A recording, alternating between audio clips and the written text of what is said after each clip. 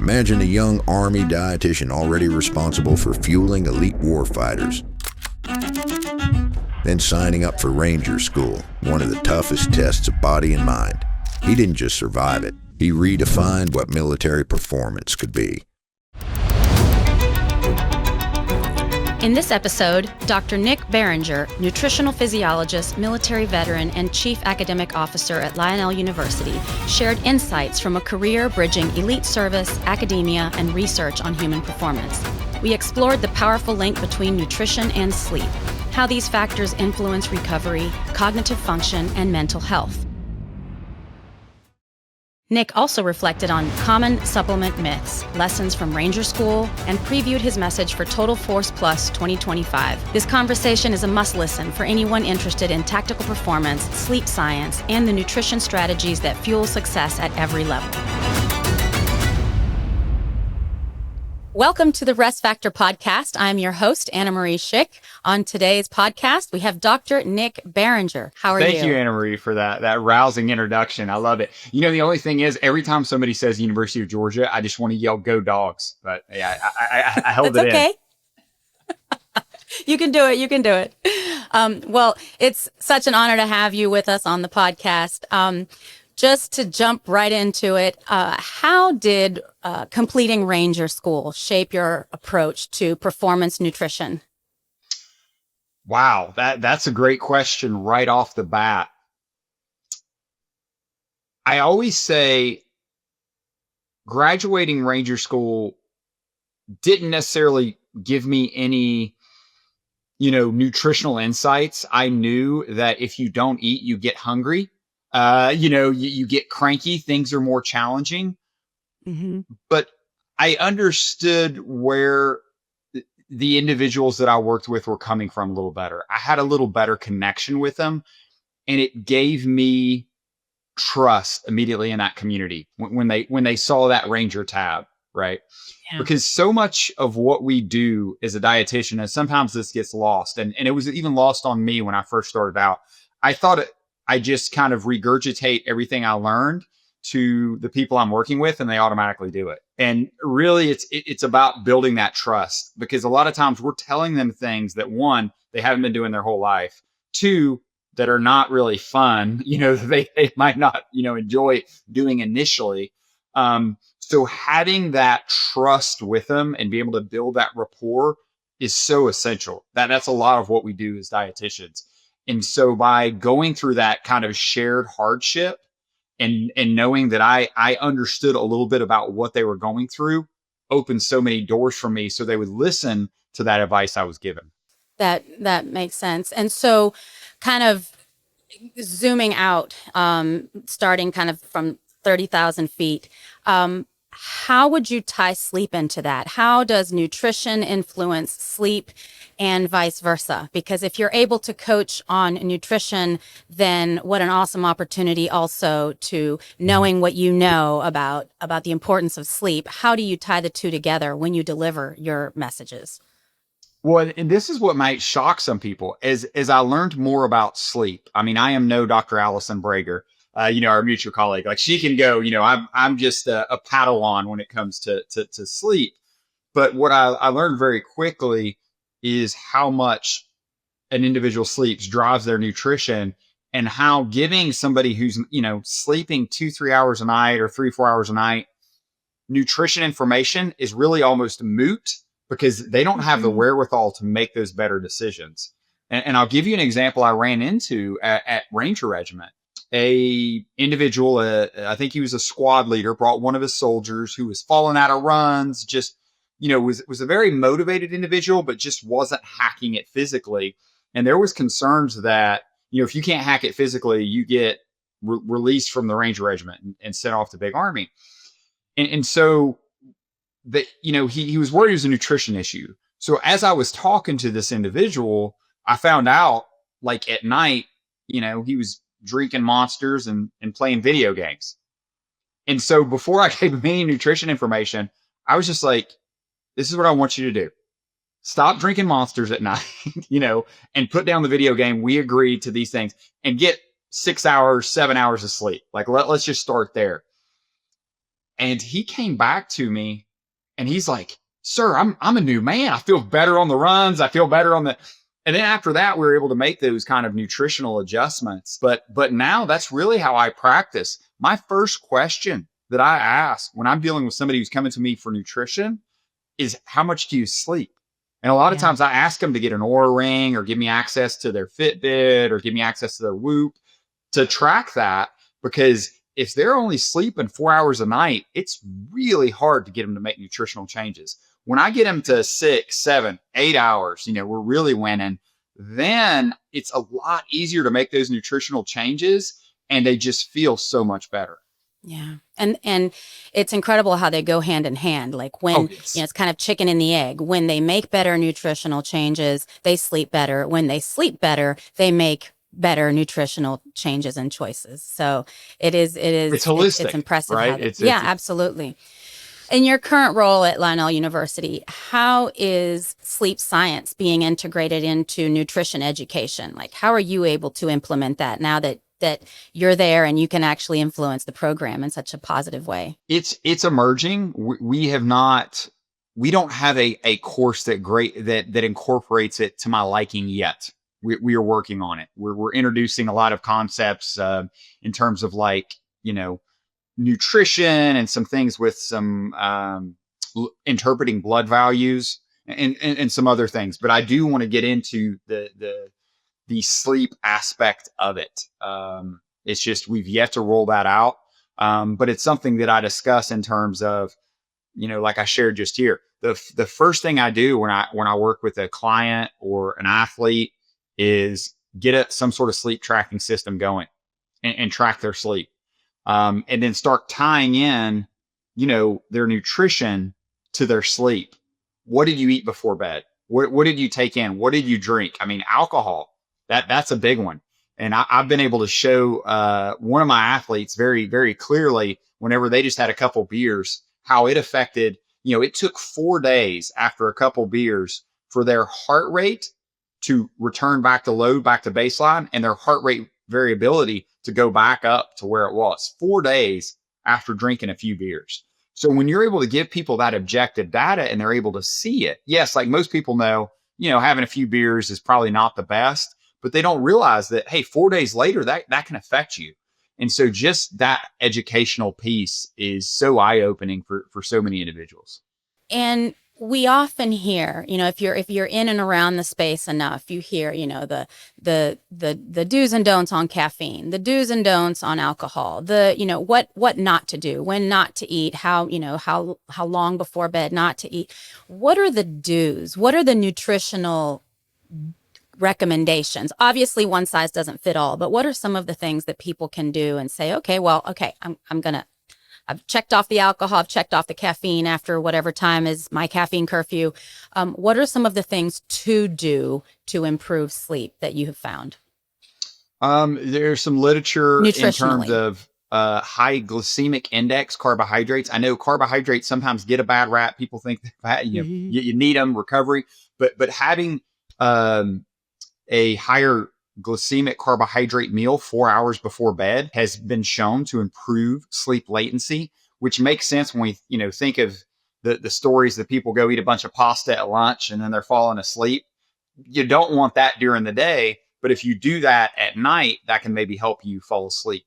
There's also certain fruits that can increase serotonin production that help you fall asleep, one of which is kiwis. So there was actually a research study, 2 kiwis about an hour before bed improves sleep latency. That's a simple thing to do. Tart cherries. Sleep latency being the amount of time to fall asleep. It takes to fall asleep. Yeah, yeah. Tart cherries is another one that's used. I mean, about every professional sports team, somebody listening to this might follow, is their dietitians are probably implementing this.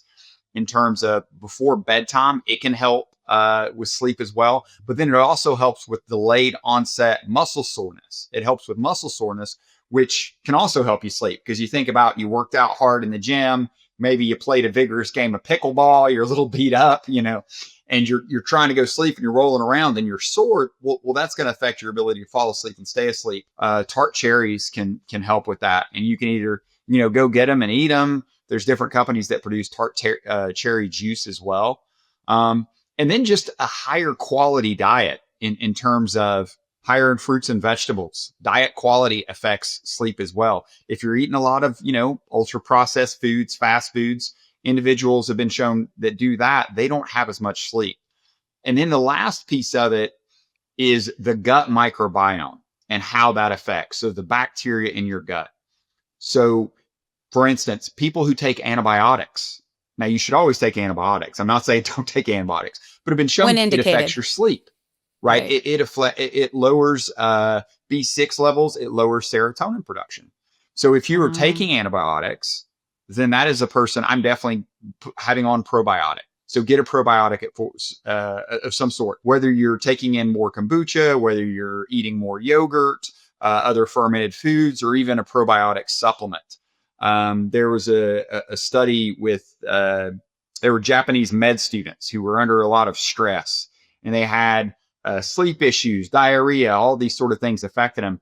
And they put them on lactose bacillus gasseri, which is this probiotic. And they found that the diarrhea went down and the sleep issues also went down as well. So know that if there's anything, kind of doing that upsets your gut microbiome, getting in some of that good bacteria, again, those yogurts, those fermented foods, can not only help with your gut, but that's also going to affect your sleep. That's awesome. And that is, I've often heard that there's kind of a timing involved when you are on antibiotics.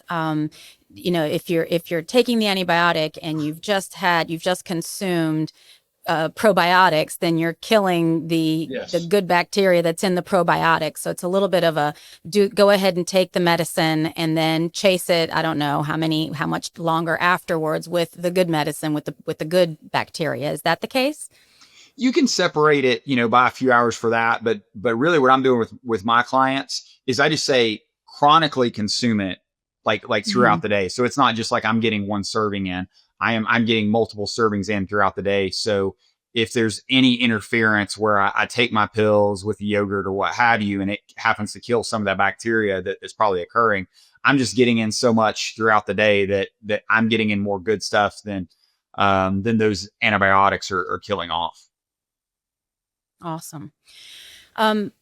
Okay. And so now shifting just a little bit, how can nutrition strategies support mental health and cognitive performance under pressure, whether it be, on the field, high pressure job, in the military, athletes, whatever? What are strategies that where nutrition is employed to support mental health and cognitive performance? Some basic things. So let's start off with the very basic. Hydration. Staying hydrated can affect reaction time, can affect our decision making. We've all probably been there where, we're working hard, we're in front of our computer, and we get a headache. And we start thinking, we're like, when's the last time I had some water? And then you drink some water and the headache goes away. Right. So if we can stay hydrated, and a way to do that is, half your body weight in ounces per day. It's a nice target to fit. I have my water right here on my desk as a reminder. So I look over, I see it. I've had individuals, take it and put sticky notes on it as little reminders to drink so much at certain times during the day. So whatever you need to do to remind yourself to stay hydrated. So that's very basic. Then when we get into other aspects of nutrition, again, a general healthy diet, Mediterranean style diet, high in fruits and vegetables and lean sources of protein, that's going to be the baseline. That's going to make sure everything's functioning. Remember, our brain runs off of glucose. We're getting a good fuel source. Our blood sugar's stable. We're going to be optimal. After that, once we kind of get that baseline, now there's other strategies we can employ to enhance it, to maybe go a little above and beyond. Maybe we've got an important meeting. Maybe we've got an important sales pitch we got to make. What am I having that client do? Well, I want to increase blood flow to the brain. So how we do that, we could do a cardio session before. So if there's been studies showing if you do like a cardio session in the morning, 3 to 4 hours before a talk, you have more cerebral blood flow. Very simple. Another one is nitrate rich vegetables. So think like beet juice or, celery is also high. So any vegetables, but beetroot shots are also great as well. So I was just working with a client in the oil and gas industry where they were doing meetings, and I would get them to take beet shots, and they would do a couple beet shots a few hours before their meetings to increase blood flow. Also helps cardiovascular as well, but we're thinking here blood flow to the brain. Another one, if we look at a basic nutrition function, is omega-3 fatty acids. A lot of our brain is made up of docahexanoic acid. So if you look at omega-3 fatty acids, you have the eicosapentaenoic acid, the EPA, and the DHA. That's that docahexanoic acid. So getting more of that in our diet, either through fish, or if you're like, Nick, I'm not going to eat any fish. That's where I say, okay, let's get on an omega-3 fatty acid supplement. About 2 grams per day of a high quality supplement. Keep it in your refrigerator, take it. That's going to help with, cognitive function, especially if you're in a situation where maybe you're exposed to some environment where you might have a brain injury. That can also benefit. And then lastly, supplementation, and the supplements that, one of them that works so great right now that's really having a moment is creatine monohydrate. Now we all probably remember going there. You're doing my segue for me. yeah, but creatine monohydrate now is quite a powerful cognitive supplement, because we can use it for our brain. What's the segue? Let me. I don't want to steal your thunder. Oh, no. That was actually, it's, the biggest misconceptions, because you just hear, you get, because of social media, because of propaganda, whatever it might be, you just get bombarded with stuff constantly. And then you don't know what to think. And if you're in the health and wellness space, it's even more, right? Once you get kind of served up the supplement industry information, what are the biggest misconceptions when it comes to, for athletes or for high performance individuals, to supplements like creatine, testosterone boosters, fat burners? What are the misconceptions and what are the facts? Yeah. So it was creatine. I mean, wow. Creatine, really at this point, with the literature being what it is, about everybody should be on creatine. I mean, my 77-year-old mother, I just got her on creatine because she had a significant injury where she lost muscle mass, and so now we're recovering her.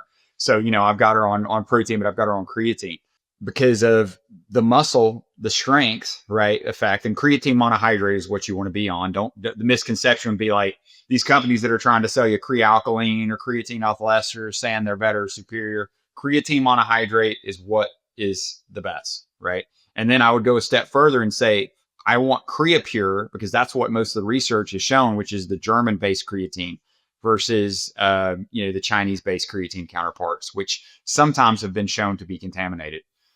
So that's, with contaminated my with metals, with what?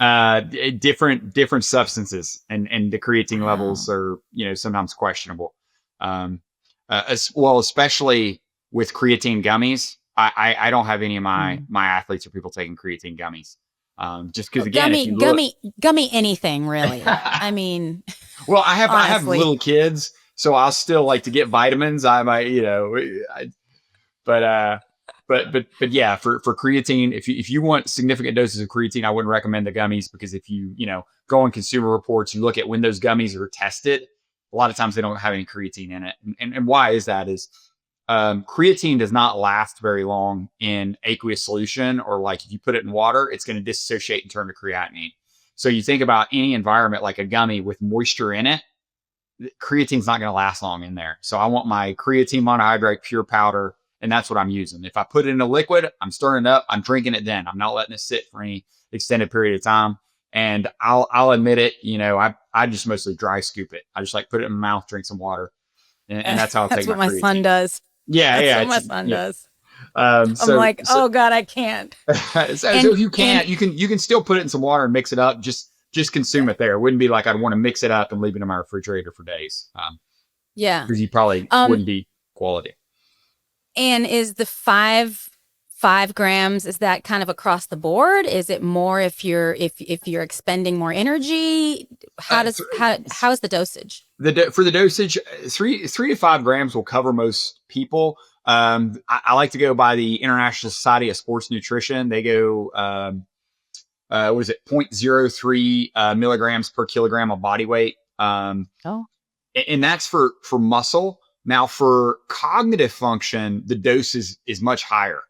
If you look at some of these cognitive studies, there was one, and I'm the authors slipping my mind, but where they had individuals sleep deprived for 24 hours and they did a high dose of creatine.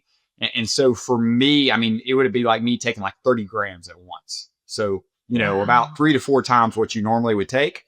But they found that their reaction time was improved compared to the placebo, word recall, all that sort of thing. And why is that? It can be used as a fuel source for their brain. And when we're sleep deprived and we have a brain injury, sometimes that can affect the glucose flow to the brain. And so creatine monohydrate can be used as a fuel source for that. Again, the cognitive benefits, if I have to pull an all-nighter because, we're talking about sleep, but one of the areas I want to cover is, hey, I got a, soon to be 3-year-old that I don't get a vote. I can have my Chilipad, I can have my bed cool, I can have the lights off, I can do my, my pre-nutrition, my bed, everything perfect. And my little man decides that I'm not going to have a good night of sleep. There's nothing I can do, And so the next day, now it's like, all right, I got to take some creatine, I got to take some caffeine because I got to function. There is always that for the parents out there. I understand. All right. So before my final question, I wanted to do a fun little rapid fire round. No need to go into detail because I know that we could go on for days. Because to me, nutrition has so many rabbit holes. There's so many different roads we can take. Seed oils, are they genuinely harmful or is the concern overblown? Mostly overblown. I would say with the literature now. I always say that because things change. Well, that's the thing. And nutritionists generally take the blame, right? They were like, wait, but yesterday you said salt was bad.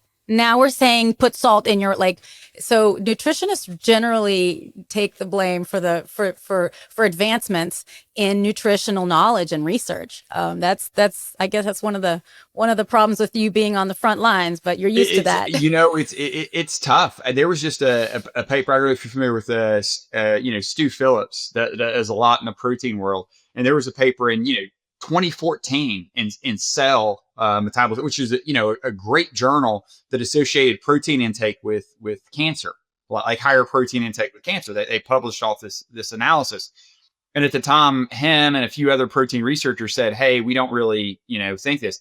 Well, they just published that data set, was able to get access to it and show that there was no association, that protein might actually be protective, and it was just so 2014 to 2025, right? You got two different stories, and eggs is like the example I always use in my nutrition class. At one point it was like, hey, you got to watch your eggs, you got to watch your cholesterol. There's papers now that show that individuals who eat, 2 eggs a day actually lowered their LDL. So, yeah. Artificial sweeteners like sucralose, aspartame, do they truly affect gut health or DNA? Possibly. And now I might get some flack with some people for this, but the dose matters. Now I will say, in those studies that have shown this, the dose they're giving those mice are, sometimes I read one, it was like if you drank 30 Diet Cokes in one day. I don't know anybody drinking 30 Diet Cokes in one day. Right. And I will frame it this way. If you're drinking a regular soda and you're like, Nick, I'm trying to lose weight, I want to drink a Coke, I'll drink a Coke Zero, I'll drink a Diet Coke. That's always a win. That's still always a win. But if you're really dialed into your nutrition and you're worried about your gut health, et cetera, and you're like, should I be drinking diet sodas, or, would it be better if I drank water or something like that? Well, okay, now this is where we can split hairs a little more. And, maybe use stevia or there's some other alternatives. But again, this research is emerging. We might learn, more things as it goes. We are seeing it does affect the gut microbiome, but how negative that is kind of the question. Got it. And the last one, BCAAs, branch chain amino acids, are they beneficial or are they unnecessary? Right now, not really beneficial. I would go with essential amino acids. If you want to go with it, Yes. that's the limiting factor. And for military research, I know, Dr. Jess Gwynn, Dr. Ani Ferrando, Dr. Stefan Pasiakos, these are like great protein researchers. That's what they're looking at. They're looking at essential amino acids, which is very intriguing because the protein synthesis you get per calorie, I mean, the military is looking at it from a strategy of how we can give warfighters the lightest amount of load and still support their muscle mass. But how it can affect like the individual trying to lose weight is how you can get in the least amount of calories, still be in a caloric deficit and still preserve lean muscle mass. So I think the essential amino acids are worth it and definitely worth, implementing if you're in looking to find ways to kind of create a caloric deficit, but not lose muscle. Makes sense. So, Nick, as you prepare to speak at Total Force Plus, the Military Officers Association inaugural military conference happening in October, right? October 28th and 29th. Yes. You'll be speaking there. What key message or insight do you hope that the Total Force Plus audience takes away about optimizing holistic readiness? Yes.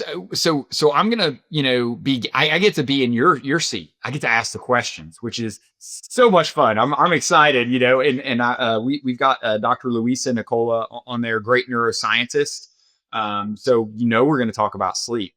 And then there's some other folks in the works. I can't give away the names just yet, but they're going to be very senior, Department of Defense Army people who are in this holistic health and fitness space. And so what I want to do is have the conversation at the granular level, the things that the individuals in that audience can do, whether they are a warfighter at the tip of the spear or they're an individual sitting in front of a desk, which is what I do a lot of times, and just want to improve cognitive function and, be better at their job. But then also, we have things outside their job. So these things that I do that help me be a better dietitian or help me be a better writer or thinker also help me be a better husband, also help me be a better dad. If I'm a little sharper, if I'm a little on point, I can, keep up with my kids a little better. So that's what I'm hoping to offer to the audience. And then with those senior officials, we can talk about it from a programmatic level in terms of how it's being implemented in the Army. So people throughout the Army or Air Force or other people in the Department of Defense, if they're looking to start a human performance program, they have a bit of a blueprint moving forward. Or if you're not in that, if you're a company, you might look at the blueprint, because right now, what a lot of folks don't know is, the DoD is one of the largest, if not the largest, employer of strength coaches.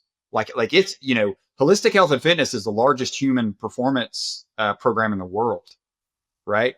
Right. So, when you look at putting something to scale, the military is doing that. So I think there's a lot of lessons to be learned because, more and more companies are realizing that if we invest a little bit, more in prevention, we're going to have happier employees. For one, we're going to have more productive employees. We're going to have employees that have less sick days. And then also, it costs less on the insurance back end. So absolutely. I think these are all great conversations to have. Absolutely. Well, looking very much forward to seeing how that goes at Total Force Plus Military Officers, MOA, Military Officers Military Officers Association of America, MOAA. AA. MOAA. Well, all these acronyms, Anna Marie. Acronyms, trust me, I have a hard time keeping up with. I know.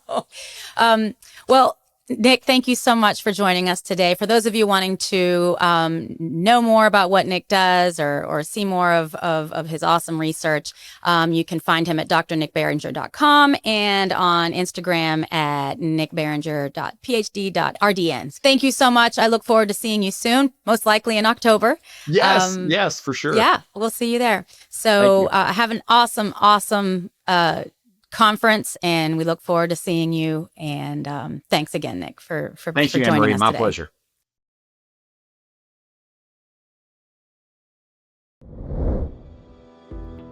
Information, inspiration, and opinions are my own and are not intended to be medical advice. Always consult a qualified healthcare provider before making any changes to your diet, exercise routine, medical treatment, or if you think you may have a sleep disorder. Conversations I have with subject matter experts are intended to continue our efforts to optimize your sleep for better health, more energy, and improved physical and cognitive performance.